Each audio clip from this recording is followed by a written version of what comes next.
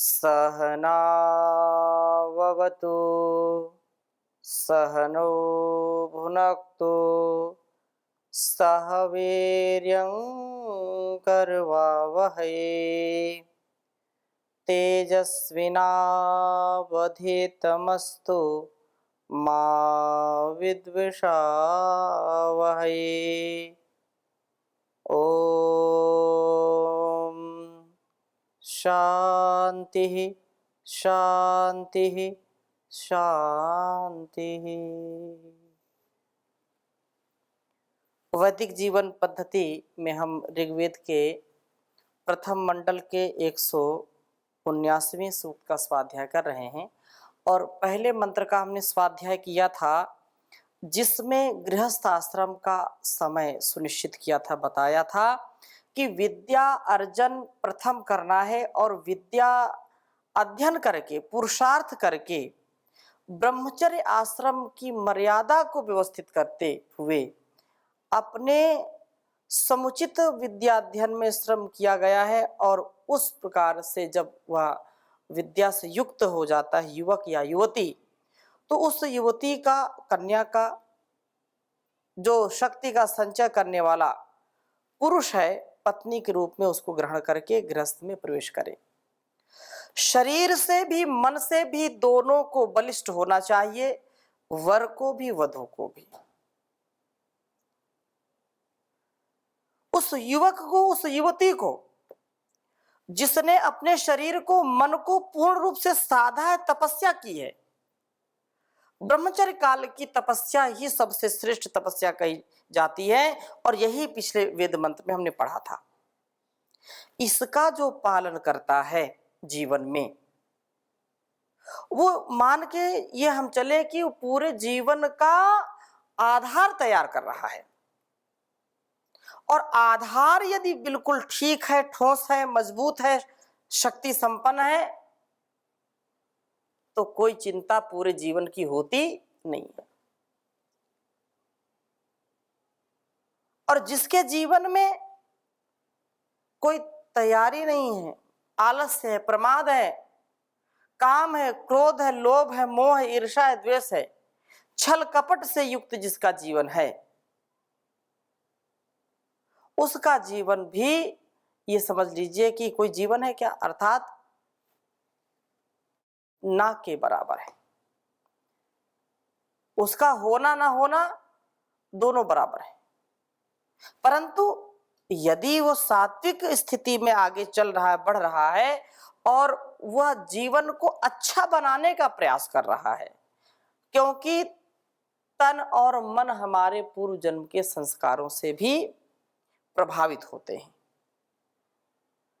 तो इसमें बिल्कुल निराशा नहीं आनी चाहिए कि मैं कैसा हूं, कैसी हूं, ऐसा क्यों नहीं, ऐसा क्यों नहीं हूं। जो कुछ भी पूर्ण पुरुषार्थ के बाद मिले, तन का या मन का जो उत्साह है, जितना भी पुरुषार्थ करने के बाद मिले उतना हमको ग्रहण कर लेना चाहिए और पुरुषार्थ निरंतरता के साथ करते ही रहना चाहिए, उसको रोकना नहीं चाहिए। तो यहां पर ये चर्चा की थी और दूसरे मंत्र में भी बहुत सुंदर बात कही है। कहा है कि ये चिद्दी पूर्वम अरितसापा असंसाकम देवीभिर वदनृतानि ते चिदवसावासुर नह्यंतम मापुः समूनु पत्निर्वृषभिर जगम्युः।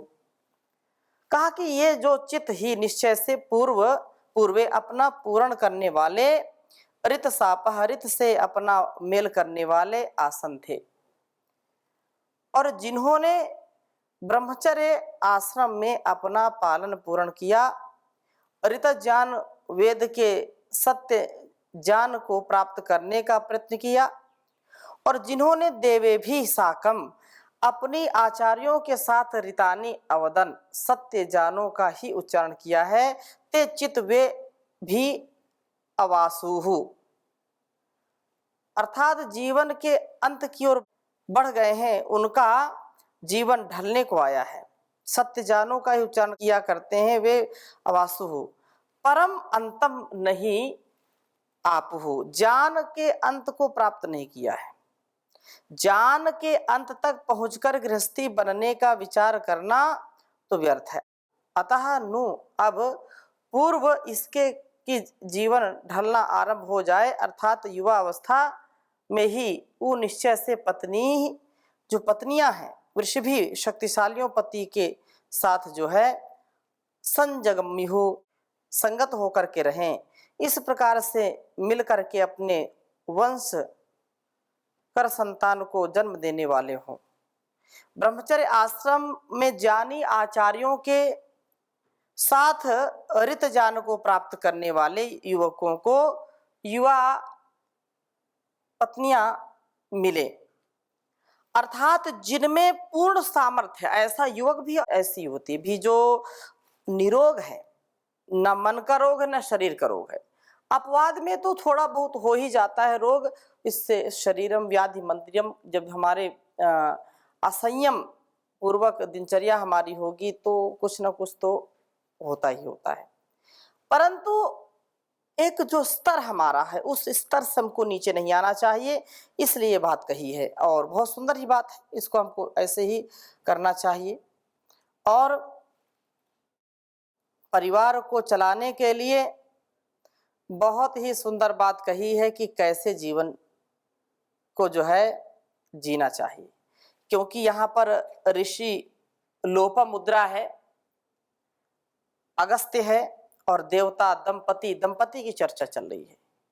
वेद सबके लिए जान देता है, सबका ख्याल रखता है, सबके लिए कुछ ना कुछ है। विद्यार्थी से लेकर के हम चारों आश्रमों की चर्चा करें तो चारों आश्रमों का उल्लेख है, सबका ध्यान रखता है, इसको कोई सीमा में बांध नहीं सकता वेद ज्ञान को। तो ये बात कही है। और श्रमशील समन्वित जीवन, अर्थात सब शत्रुओं को जीत करके दीर्घ जीव व सफल जीवन जीने वाले होते हैं। कौन? जो श्रमशील पति पत्नी होते हैं, जो श्रमशील साधक होते हैं, जो श्रमशील श्रम करने वाले जो भी युवक युवतियां होते हैं, वास्तव में वो जब सच्चा दाम्पत्य जीवन जीते हैं तो उस अध्यात्म में कभी विश्राम नहीं है, कभी भी विश्राम नहीं है। विश्राम किसमें है? कार्य के कार्यांतर में विश्राम है। इसलिए हमेशा इस बात का ध्यान रखना चाहिए कि जो हमारा कर्तव्य है वो श्रमशील होना चाहिए। कर्तव्य तो लोग करते, ठीक है हो जाएगा, कल करेंगे परसों करेंगे, ऐसा बिल्कुल नहीं करना चाहिए। क्योंकि यदि हम ऐसा करते हैं, श्रमहीनता में रहते हैं, तो जीवन का सबसे बड़ा अभिशाप है और इस जीवन का ये बहुत बड़ा तिरस्कार है। इस तिरस्कार से बचने के लिए हमको वेद की शरण में आकर के वेदानुकूल आचरण करके ही जीवन को जीने का प्रयास करना चाहिए। इस वेद मंत्र को मैं लिख देता हूं, बहुत ही महत्वपूर्ण वेद मंत्र है, फिर आगे चर्चा करते हैं। ओम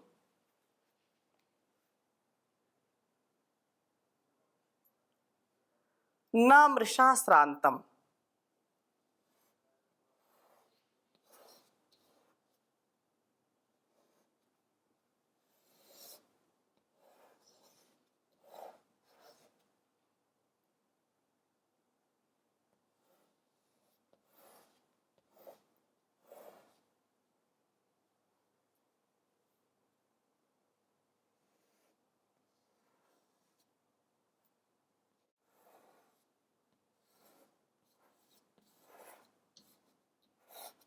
न मृषा श्रांतम यदवन्ति देवा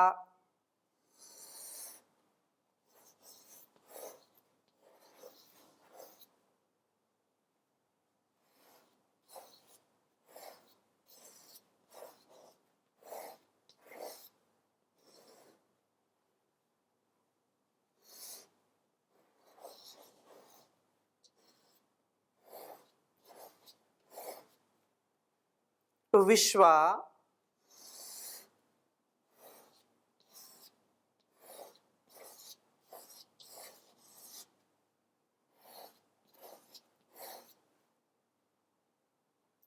इत्स्पृधो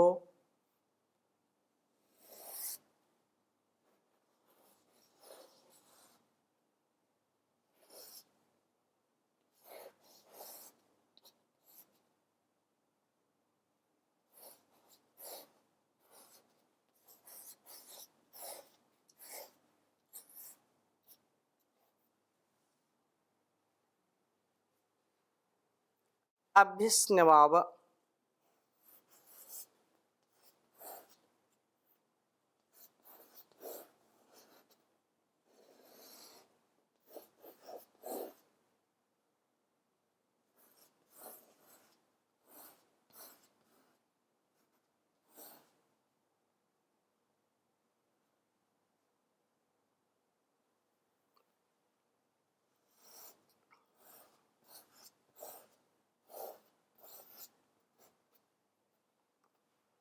अभ्यस्नवाव जया वेदत्र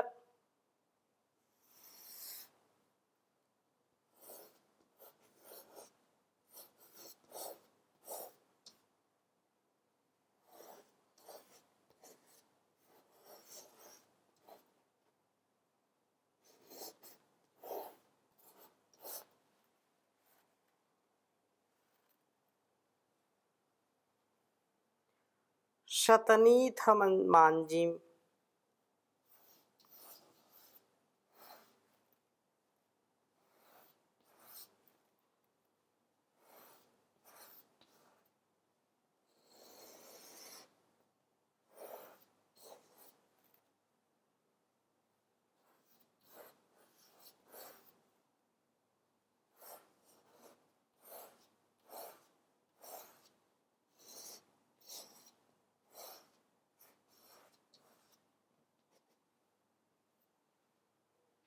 शतनीथमांजीम यत् समयांच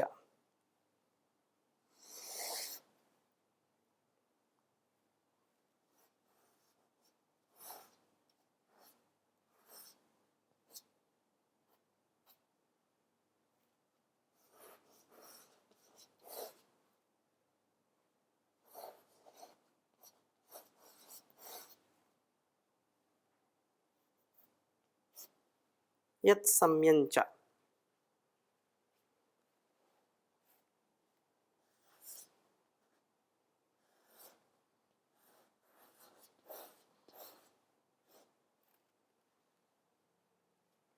मिथुनावभ्यजाव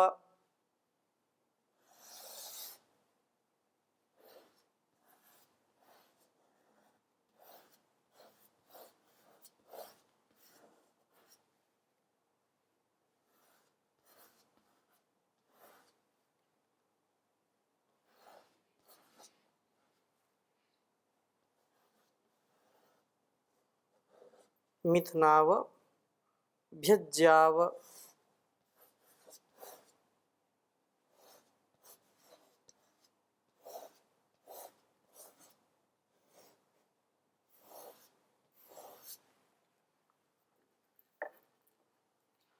ओम नामृषा श्रांतम यदवन्ति देवा विश्वा इत्स्पृधो अभ्यस्नवाव जया वेदत्र शतनीथमांजीम यत्सम्यंचा मिथुनावभ्यजाव ओम नामृषा श्रांतम यदवन्ति देवा विश्वा स्पृधो अभ्यस्नवाव जया वेदत्र शतनीथमांजीम यत्सम्यंचा मिथुनावभ्यजाव ओम नमृषा श्रांतम यदवन्ति देवा विश्वा इत्स्पृधो अभ्यस्नवाव जया वेदत्र शतनीथमांजीम यत्सम्यंचा मिथुनावभ्यजाव।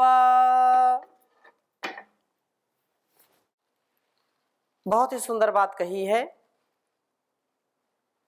कहा कि जो पहले ऋषि का लोपा मुद्रा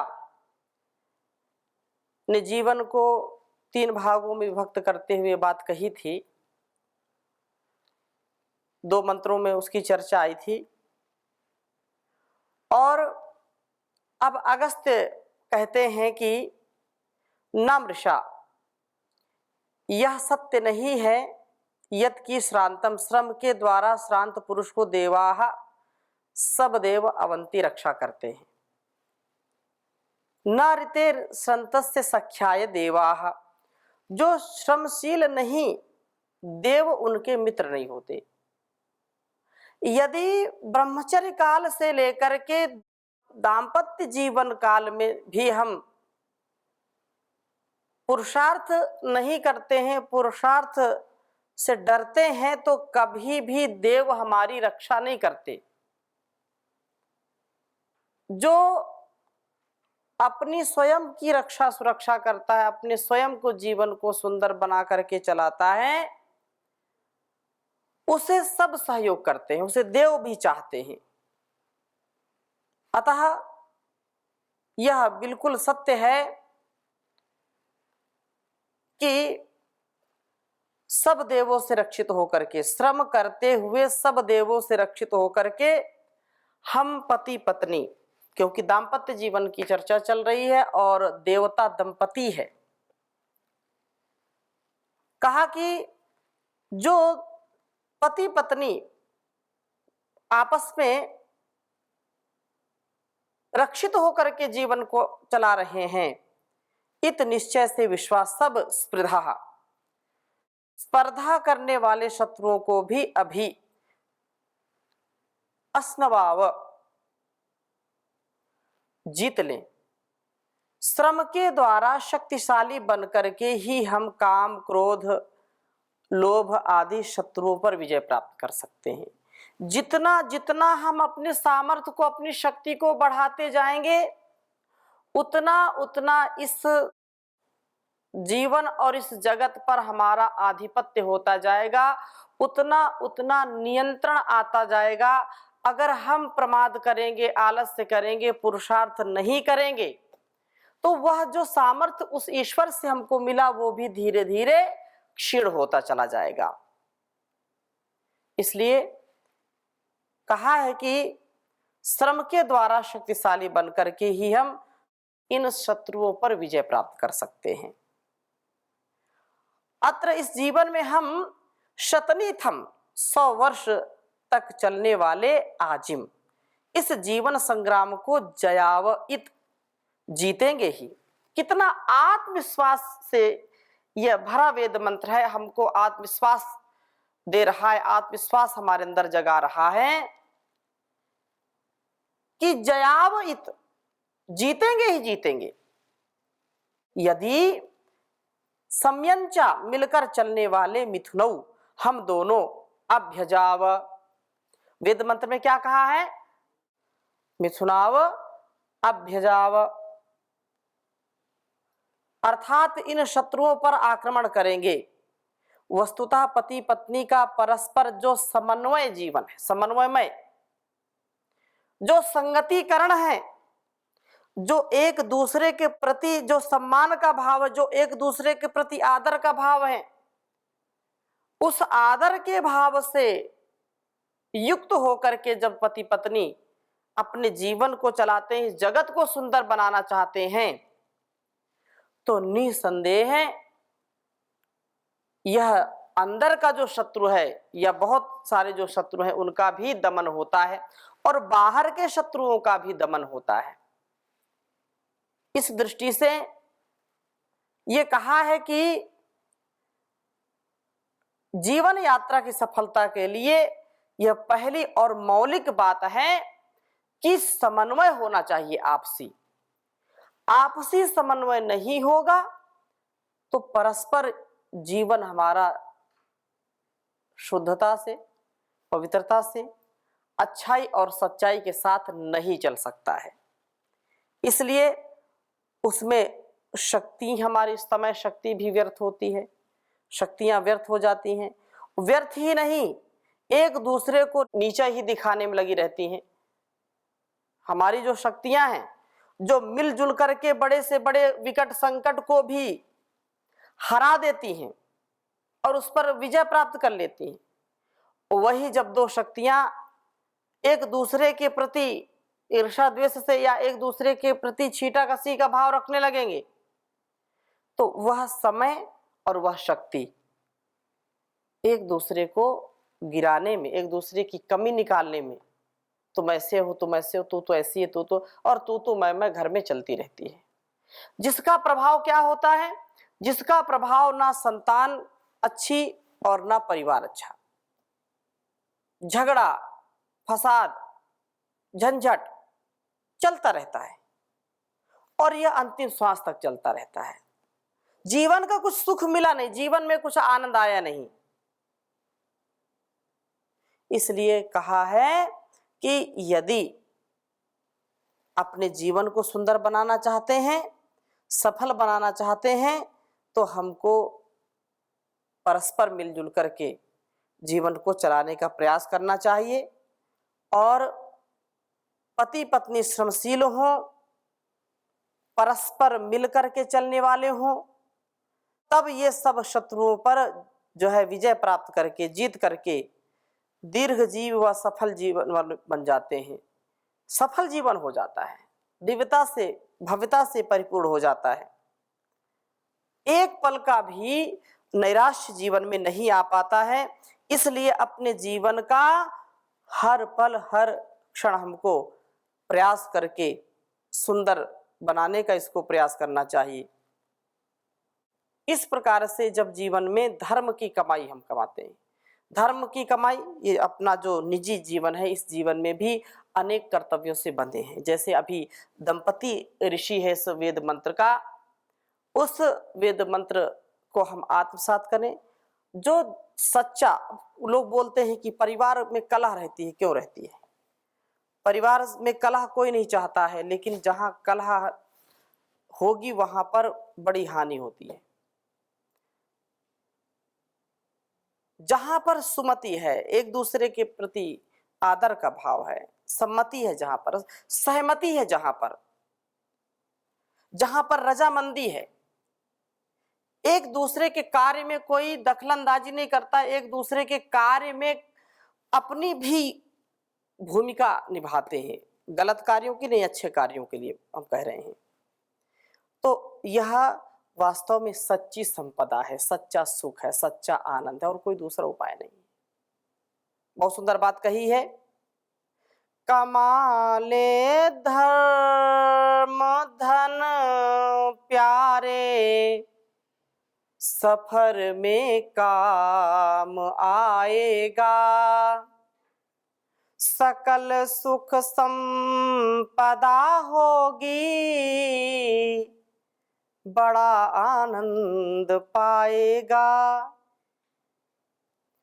बनेगी मृत्यु भी माता, प्रभु आदेश पर चलकर, तू खिलते पुष्प की भांति, बदल दे चोले को जाएगा, मिले परलोक में सुंदर, सजा वातावरण सारा,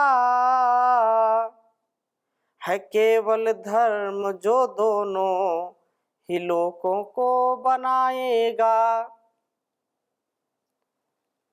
बहुत ही आशा और विश्वास के साथ हम हर पल, हर क्षण उसी प्रभु की कृतज्ञता को अनुभव करते हुए इस जीवन को और जगत को सुंदर बनाने का प्रयास करें। वसुधैव कुटुंबकम की जो भावना है उसको सार्थक करें। तो यह बहुत सुंदर सूक्त चल रहा है, विशेषकर जो लोग गृहस्थी में हैं, जो दाम्पत्य जीवन जी रहे हैं, उनके लिए बहुत ही सुंदर वेद मंत्र हैं और इसकी चर्चा हम फिर और आगे करेंगे। धीरे धीरे इसको आत्मसात करते जाएं। ओम शांति शांति शांति।